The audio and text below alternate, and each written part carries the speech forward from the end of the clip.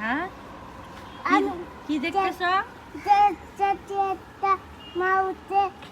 দোকান খোলা একটা মাউসের দোকান খোলা?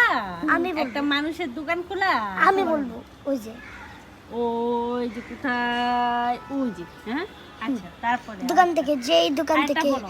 চিপস নিয়েছিলা হ্যাঁ আরেকটা বলো। এই সসের চিপস দিয়ে হ্যাঁ আরেকটা বলো। আমি